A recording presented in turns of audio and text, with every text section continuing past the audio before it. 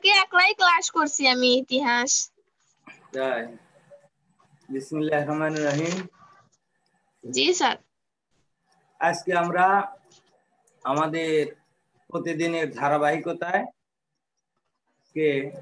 বাক্য নিয়ে আলোচনা করব। এই বাক্যের উপর আমরা একটি ক্লাস নিয়েছি এর আগে, আজকে আরেকটি ক্লাস। এখন অনেকে ক্লাসে আসে না, এখানে আমার করার কিছু নাই, জি তাদেরকে বলার পরেও ঠিক মতো ক্লাস করে না। আমরা ক্লাস আগে নিয়ে যাই, যে কয়েকজন ক্লাস করে। জি স্যার। বাক্যের অংশ দুটি, একটি হলো উদ্দেশ্য, একটি হলো বিধেয়। পুরো একটা বাক্যকে আমরা যদি দুই ভাগে ভাগ করি, তাহলে প্রথম অংশকে বলি উদ্দেশ্য, দ্বিতীয় অংশ হলো বিধেয়। উদ্দেশ্য কি? বাক্যে কর্তা। হ্যাঁ, বাক্যে যাকে উদ্দেশ্য করে বা যার সম্বন্ধে কিছু বলা হয়, সে ব্যক্তি বা বস্তুকে উদ্দেশ্য বলে। বাক্যে যাকে উদ্দেশ্য করে অথবা যার সম্বন্ধে কোনো কিছু বলা হয়, সে ব্যক্তি বা বস্তুকে বলা হয় উদ্দেশ্য। একটি বাক্য দেখো, মেয়েটি সুন্দর। তাহলে এই বাক্যে আমরা কাকে উদ্দেশ্য করে কথা বলতেছি? মেয়ে। এই জন্য মেয়েটি হলো মেয়ে। উদ্দেশ্য। জি। হ্যাঁ, মেয়েটি উদ্দেশ্য, আর সুন্দর হলো, এটা হলো বিধেয়। তাহলে এই বাক্যটাকে দুই ভাগে ভাগ করলে মেয়েটি হচ্ছে উদ্দেশ্য, সুন্দর হচ্ছে বিধেয়। এখন কথা হলো, বাক্য তো আর এত ছোট থাকবে না, বাক্য অনেক বড় হবে আস্তে আস্তে। তাহলে তখন আমরা উদ্দেশ্য বের করব কি করে? তখন একই কথাই, যে যার সম্পর্কে আমরা আলোচনা করব সেটা উদ্দেশ্য, আর উদ্দেশ্য সম্পর্কে যে আলোচনা করব সেটা হলো বিধেয়। এখন এই উদ্দেশ্যটা আমাদের অনেক সময় অনেক বড় হয়, উদ্দেশ্যকে আমরা সম্প্রসারণ করতে পারি উদ্দেশ্যের পূর্বে কোনো কিছু লিখে। যেমন দ্বিতীয় বাক্য দেখো, নীল শাড়ি পরা মেয়েটি খুবই সুন্দর। তাহলে এখানে আলোচনা করতেছি মেয়ে সম্পর্কে। এই মেয়েটাকে আরো ভালো করে পরিচয় করে দেওয়ার জন্য বা বিশেষায়িত করার জন্য তার আগে আমরা আরো কয়েকটি শব্দ নিয়েছি। একটা হলো নীল, একটা শাড়ি, একটা পরা। এই নীল শাড়ি পরা এই অংশটুকুকে বলা হচ্ছে উদ্দেশ্যের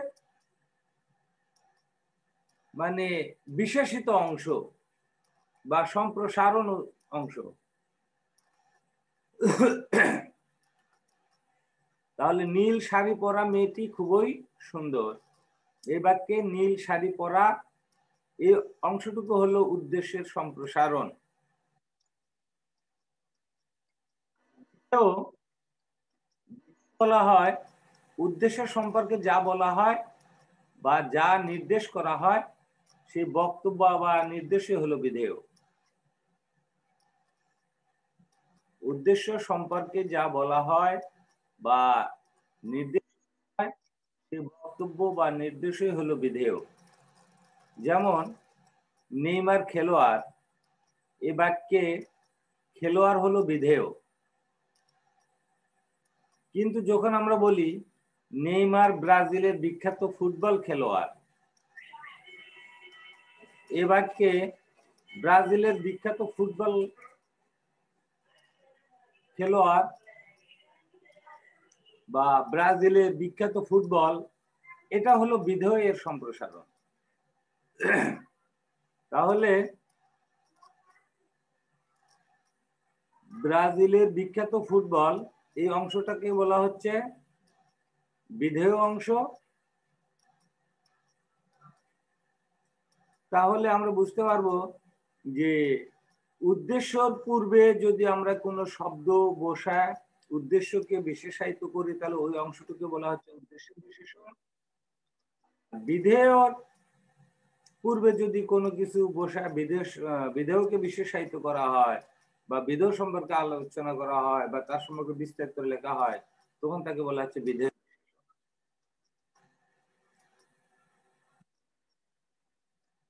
তাহলে আমাদের কাছে একটি কথা পরিষ্কার, আমরা বলতে পারি যে একটা বাক্যের দুটি অংশ থাকে, একটি অংশকে বলা হচ্ছে উদ্দেশ্য, আরেকটি অংশকে বলা হচ্ছে বিধেয়।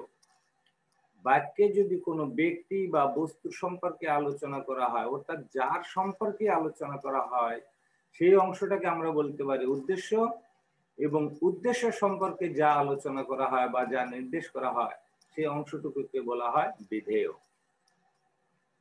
আর উদ্দেশ্যের পূর্বে আমরা কিছু শব্দ দিয়ে উদ্দেশ্য সম্প্রসারণ করতে পারি, আবার বিধেয়েরও পূর্বে কিছু শব্দ দিয়ে আমরা বিধেয়কে সম্প্রসারণ করে একটা বড় বাক্য তৈরি করতে পারি। এবার আমরা আলোচনা করব অর্থানুসারে বাক্যের শ্রেণী বিভাগ। অর্থানুসারে ভাগ করা যায়। প্রথমত দেখো বিবৃতিমূলক বা নির্দেশাত্মক বাক্য। যে বাক্যে কোনো ঘটনার ভাব বা তথ্য থাকে, সে বক্তব্যকে সাধারণভাবে বিবৃত বা নির্দেশ করা হয়, তাকে বিবৃতিমূলক বা নির্দেশাত্মক বাক্য বলে। অর্থাৎ যে বাক্যে কোনো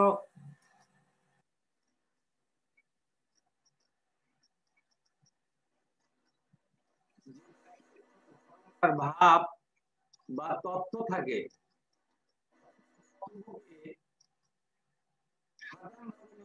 হয়, তখন তাকে বলা হয় বিবৃতিমূলক বা নির্দেশাত্মক বাক্য।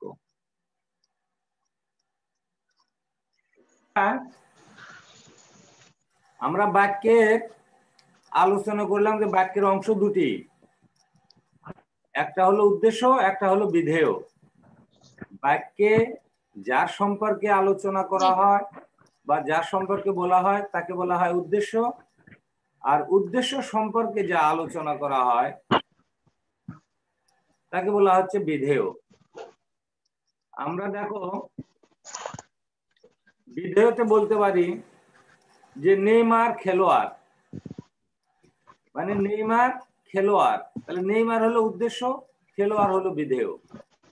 আবার যদি বলি নেইমার ব্রাজিলের বিখ্যাত ফুটবল খেলোয়াড়, তাহলে দেখো নেইমার তো উদ্দেশ্য আর ব্রাজিলের বিখ্যাত ফুটবল খেলোয়াড়, এটুকু হলো বিধেয় এর সম্প্রসারণ। খেলোয়াড়ের আগে আমরা খেলোয়াড়টা কোথাকার এই যে সম্পর্কে বিস্তারিত তথ্য দিচ্ছি, এই তথ্যটুকুই হলো বিধেয়ের সম্প্রসারণ অংশ। অতএব আমাদেরকে মনে রাখতে হবে যে বাক্যের অংশ দুটি, একটা হলো উদ্দেশ্য, অপরটা হলো বিধেয়।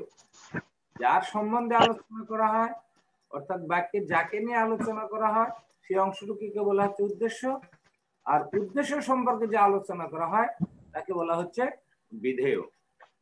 এবার আমরা আলোচনা করব অর্থানুসারে বাক্যের শ্রেণী বিভাগ। যে অর্থ অনুসারে বাক্যকে আমরা কত ভাগে ভাগ করতে পারি অর্থের উপর ভিত্তি করে।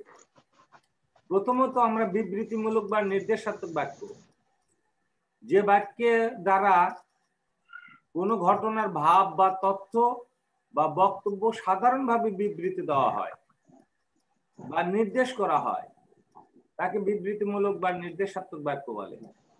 অর্থাৎ কারো সম্পর্কে যদি আমরা কোনো কিছু বলি বা কোনো ঘটনা সম্পর্কে যদি আমরা আলোচনা করি বা সেই ঘটনা সম্পর্কে বর্ণনা করতে যাই, এই ধরনের বাক্য যেগুলো, সেগুলোকে বলা হচ্ছে বিবৃতিমূলক বা নির্দেশাত্মক বাক্য।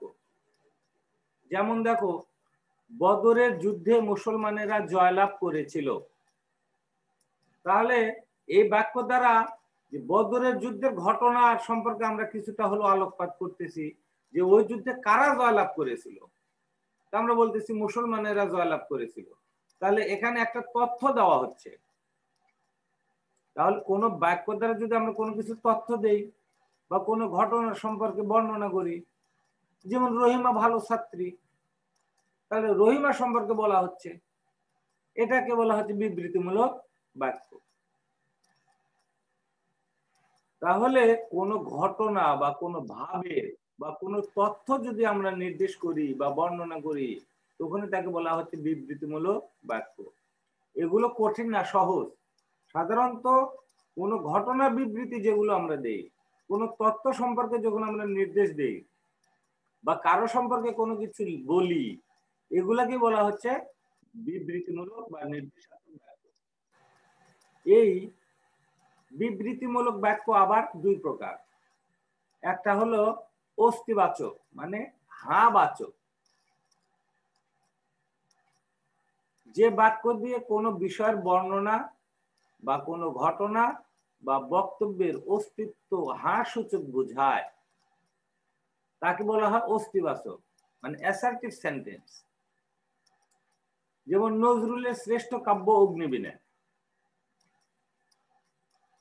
নজরুলের শ্রেষ্ঠ কাব্য অগ্নিবীণা, অথবা 1971 সালে বাংলাদেশ স্বাধীনতা লাভ করে, এগুলো হলো হ্যাঁ বাচক, এর ভিতরে নেগেটিভ নাই, অস্তিবাচক। যদিও একটা বিবৃতি দিচ্ছি নজরুলের শ্রেষ্ঠ কাব্য অগ্নিবীণা, বিবৃতিমূলক, তারপরে এটা বিবৃতির মধ্যে আবার প্রকারভেদ আছে দুটা। তার মধ্যে একটা হলো হ্যাঁ বাচক বা অস্তিবাচক।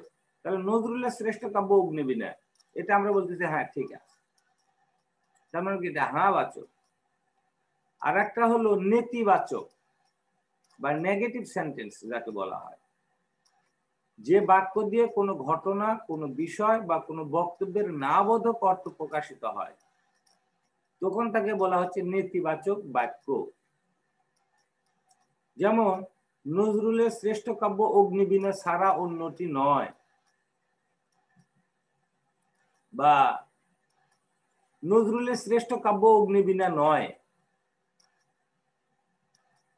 নজরুলের শ্রেষ্ঠ কাব্য অগ্নিবীণা না, তার মানে কি এটা দ্বারা আমরা না বোঝাচ্ছি। অথবা 1971 সালে পাকিস্তান বাংলাদেশের সাথে যুদ্ধে জয়লাভ করেনি, তার মানে কি এগুলো নেগেটিভ, না বোধক। আমরা বলতেছি নেতিবাচক। হ্যাঁ নেতিবাচক। তাহলে এগুলো কিন্তু বর্ণনামূলক বা বিবৃতিমূলক। তাহলে বর্ণনামূলক বা বিবৃতিমূলক বাক্যকে আমরা আবার দুটি ভাগে ভাগ করলাম। একটা হলো অস্তিবাচক বা হ্যাঁ বাচক, আর একটা হলো নেতিবাচক বা না বাচক বা নাবাচক। হ্যাঁ। এরপরে দেখো প্রশ্নবাচক বাক্য। যে বাক্য দ্বারা কোনো বিষয় সম্পর্কে কিছু জিজ্ঞাসা বা প্রশ্ন সূচক অর্থ প্রকাশ পায়। তাহলে যে বাক্য দ্বারা আমরা যদি কাউকে কোনো কিছু জিজ্ঞাসা করি বা কোনো কিছু প্রশ্ন করি, বা আমার কথার মধ্যে যদি কোনো প্রশ্ন মানে সূচক শব্দ প্রকাশ পায়, তখন তাকে বলা হচ্ছে প্রশ্নবাচক শব্দ বা প্রশ্নবাচক বাক্য। যেমন আপনি এখন কি করেন, আমি প্রশ্ন করতেছি আপনি এখন কি করেন, তাহলে আমার এই কথা শুনলে আরেকজন তখন একটা উত্তর দিবে যে আমাকে তো প্রশ্ন করা হলো। অথবা তুমি কি আজ মাদ্রাসায় যাবে। তাহলে এই ধরনের বাক্য দ্বারা কাউকে কোনো কিছু জিজ্ঞাসা করা হয়, তাহলে যে বাক্য দ্বারা কোনো বিষয় সম্পর্কে অথবা কোনো কিছু সম্পর্কে যদি জিজ্ঞাসা করা হয় বা প্রশ্ন করা হয়, তখন তাকে আমরা বলি প্রশ্নবাচক বাক্য। বাক্য। হ্যাঁ, এই প্রশ্নবাচক বাক্য আবার দুই প্রকারের। একটা হ্যাঁ বা না বাচক। যে সকল প্রশ্নবাচক বাক্যের উত্তর হ্যাঁ বা না দিয়েই শেষ করা যায় তাকে হ্যাঁ বা না বাচক প্রশ্নবাচক বাক্য বলে। মানে প্রশ্ন আবার আমরা দুই রকমের করতে পারি। একটা প্রশ্নের উত্তর শুধু মাথা ঝুঁকালেই হয়, হ্যাঁ অথবা না। যে তুমি কি এবার আলিম পরীক্ষা দিবে, তুমি বলতেছো হ্যাঁ অথবা জি, তার মানে কি একটা বাক্য দিয়েই আমার প্রশ্নের উত্তর হয়ে গেল। তাহলে এ ধরনের বাক্যকে বলা হচ্ছে হ্যাঁ বা না বাচক প্রশ্নবাচক বাক্য। তাহলে হ্যাঁ অথবা না যে কোনো একটা দিয়ে আমরা উত্তর দিতে পারি। তাহলে যে সকল প্রশ্নের উত্তর আমরা হ্যাঁ অথবা না দিয়ে শেষ করা যায় তাকে হ্যাঁ না বাচক প্রশ্নবাচক বাক্য বলে। আর কিছু প্রশ্নের উত্তর আমরা না দিয়ে দিতে পারি না, তার জন্য কিছু বর্ণনা দিতে হয়। তাকে বলা হচ্ছে বস্তুগত প্রশ্নবাচক বাক্য। যে সকল প্রশ্নবাচক বাক্যের উত্তর হ্যাঁ অথবা না দিয়েই শেষ হয় না, বিষয় বা বস্তু সম্পর্কে কিছু বলতে হয়, তাকে প্রশ্নবাচক বাক্য বলে। এখন বাংলাদেশের রাষ্ট্রপতির নাম কি? তুমি কি বলতে পারবা হ্যাঁ অথবা না? তা দেওয়া হবে না।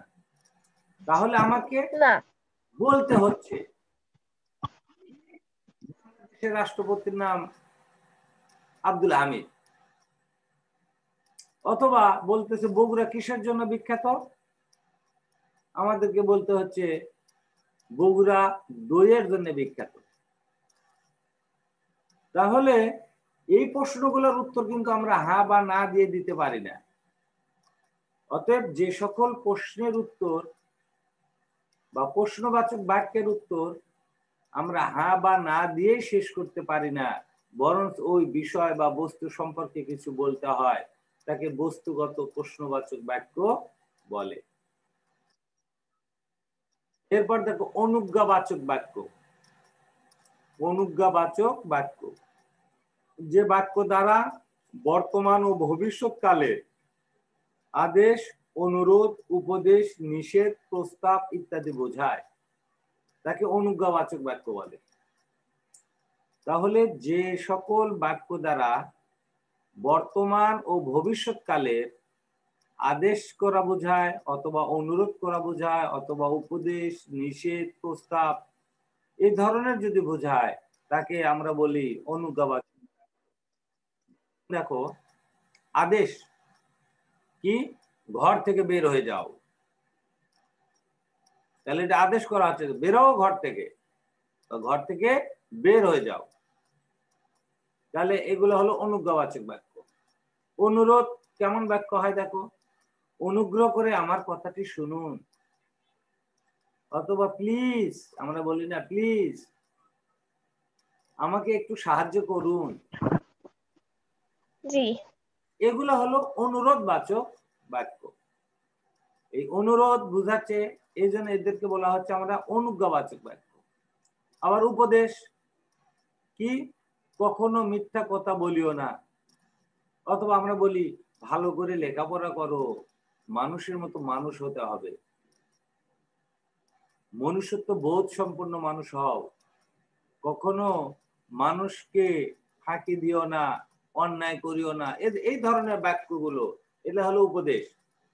তাহলে এই উপদেশও যদি কোনো বাক্যে থাকে, তাহলে ওকে ওই বাক্যগুলোকে আমরা বলতে পারি অনুজ্ঞাবাচক বাক্য। আবার বাক্য। নিষেধ, অনুমতি ছাড়া কক্ষে প্রবেশ করিবে না, অথবা আমরা বলতে খবরদার তুমি আমার সাথে আর কথা বলো না, অথবা বলতে পারি খবরদার তুমি আমার ক্লাসে আসবা না, বা আমার সাথে সম্পর্ক রাখার চেষ্টা করো না, এগুলো হলো নিষেধ। আবার প্রস্তাব, কাউকে আমরা কোনো কিছু প্রস্তাব দেই, এটাও অনুজ্ঞাবাচক বাক্য। যেমন বলতেছে রহিম চলো নামাজে যাই, এই যে নামাজে যাওয়ার জন্য ওকে আহ্বান করতেছে, প্রস্তাব দিচ্ছে, এটাও হলো অনুজ্ঞাবাচক বাক্য। তাহলে যে সকল বাক্য দ্বারা আদেশ, মানে বর্তমান এবং ভবিষ্যৎকালে আদেশ, অনুরোধ, উপদেশ, নিষেধ, প্রস্তাব ইত্যাদি বোঝায়, এই সকল বাক্যকে বলা হচ্ছে অনুজ্ঞাবাচক। আর একটা আছে দেখো ইচ্ছা বা প্রার্থনা সূচক বাক্য। যে বাক্যে ইচ্ছা বা প্রার্থনা সূচক অর্থ প্রকাশ পায়, তাকে ইচ্ছা বা প্রার্থনা সূচক বাক্য বলে। তাহলে যে সকল বাক্য দ্বারা আমরা আমাদের মনের ইচ্ছা বা প্রার্থনা প্রকাশ করে থাকি, এই সকল বাক্যকে বলা হচ্ছে ইচ্ছা বা প্রার্থনা সূচক বাক্য। যেমন ইচ্ছাটাকে দেখো, আমার যেতে ইচ্ছা করে নদীটির ওই ধারে, তাহলে এটা আমার একটা ইচ্ছা। আমার খুব ইচ্ছা আমি ভারতে গিয়ে আগ্রার তাজমহল দেখব, বা তাজমহল দেখার আমার খুব ইচ্ছা, এগুলো ইচ্ছা। আর প্রার্থনা কি? আল্লাহ তোমায় হেফাজত করুক, অথবা আল্লাহ তোমার মঙ্গল করুক, আল্লাহ তোমায় দীর্ঘজীবী করুক, এ সকল বাক্য হলো প্রার্থনা। তাহলে যে সকল বাক্যে আমাদের ইচ্ছা বা প্রার্থনা সূচক অর্থ প্রকাশ পায়, বা যে সকল বাক্য দ্বারা আমাদের ইচ্ছা বা প্রার্থনা সূচক অর্থ প্রকাশ পায়, তাকে আমরা ইচ্ছা বা প্রার্থনা সূচক বাক্য বলি।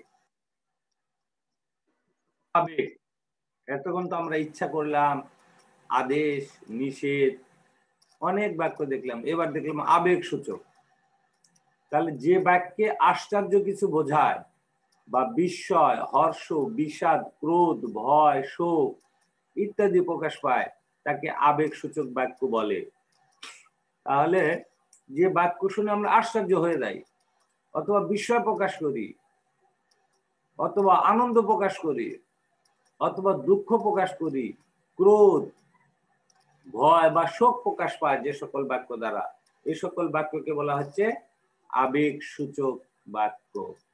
যেমন বিস্ময় কেমন? তাজ্জব ব্যাপার, সমুদ্রে সে কি ভীষণ গর্জন। মানে সমুদ্রে যে এরকম গর্জন হয় এটা তুমি কখনো দেখোনি।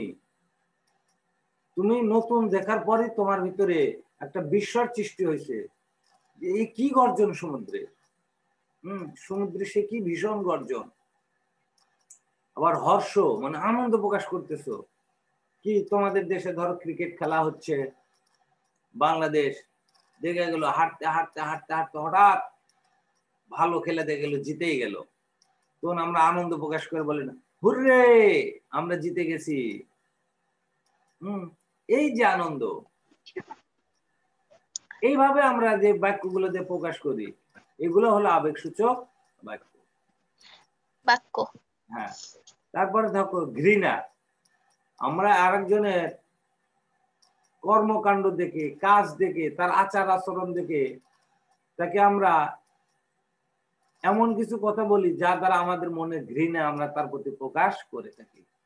যেমন আমরা বলি সি সি তুমি এত খারাপ, বা বললে সি তুমি এই জঘন্য কাজ করতে পারো।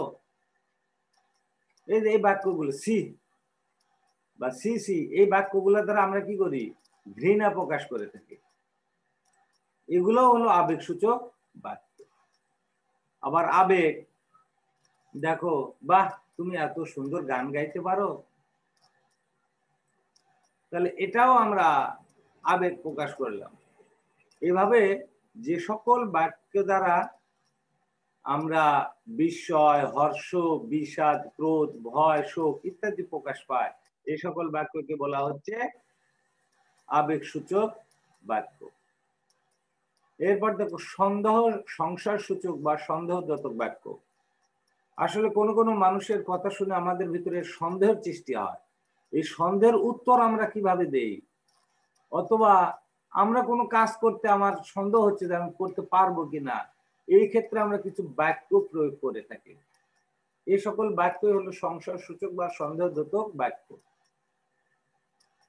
তাহলে যে ধরনের নির্দেশক বাক্যে বক্তব্য বিষয় সম্পর্কে সংশয়, সন্দেহ, সম্ভাবনা, অনুমান, অনিশ্চয়তা ইত্যাদি প্রকাশ পায়, তাকে সন্দেহ সূচক বা সন্দেহদ্যোতক বাক্য বলে। মানে আমি যেটা বলতেছি সেটা সম্পর্কে আমার সন্দেহ আছে। যেমন হয়তো আমি তোমাকে বলতেছি কাল হয়তো তোমাদের ওখানে যেতে পারি। তার মানে কি আমি শিওর না যে আমি যাবই, হয়তো যেতে পারি। তার মানে কি আমার কথার ভিতরে একটু সন্দেহ আছে, বা আমি যে যেতে পারবো কি পারবো না এই বিষয়ে আমার একটু সন্দেহ আছে বা সংশয় আছে। এই ধরনের বাক্যকে বলা হচ্ছে সংশয় সূচক বা সন্দেহদ্যোতক বাক্য।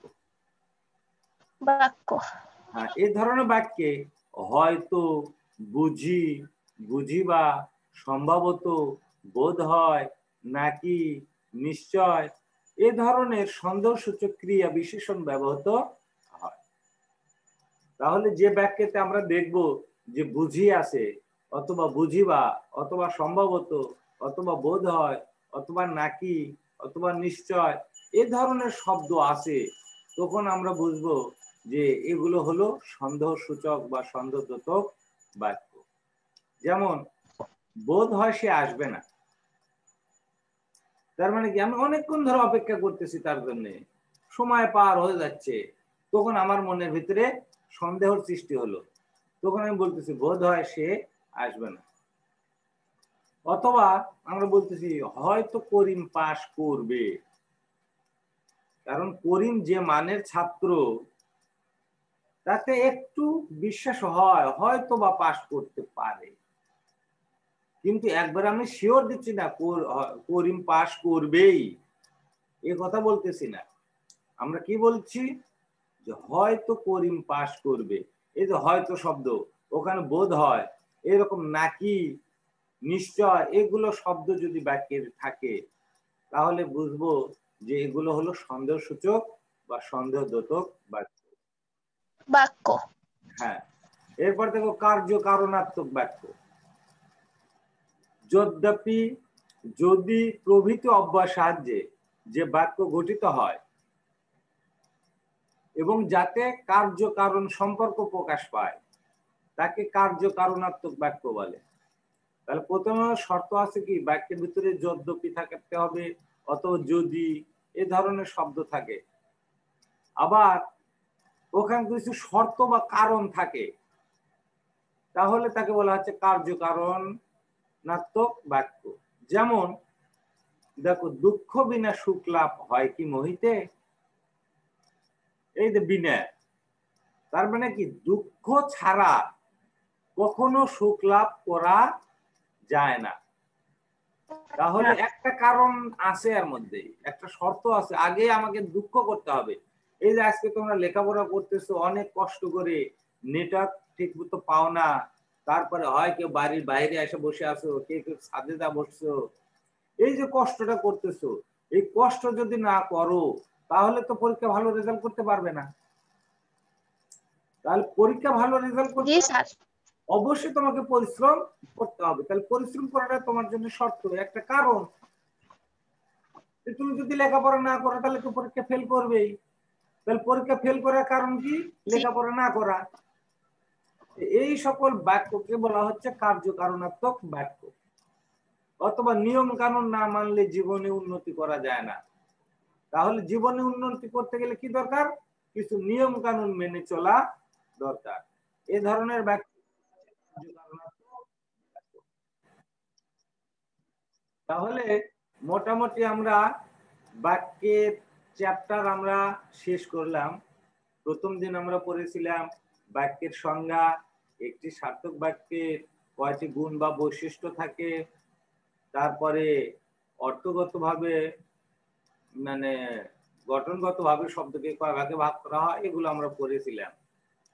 আজকে দেখলাম বাক্যের অংশ কয়টি, কি কি, এবং বাক্যের প্রকারভেদও আমরা পড়লাম। মোটামুটি বাক্যের চ্যাপ্টার শেষ। আগামী ক্লাস আল্লাহ যদি বেঁচে রাখে তাহলে আমরা বাংলা ভাষার প্রয়োগ এবং অপপ্রয়োগ নিয়ে আলোচনা করব। এবং তোমরা যদি চাও তাহলে আমি মঙ্গলবার দিন তোমাদের জন্য আর একটা ক্লাস নিতে পারি। জি স্যার।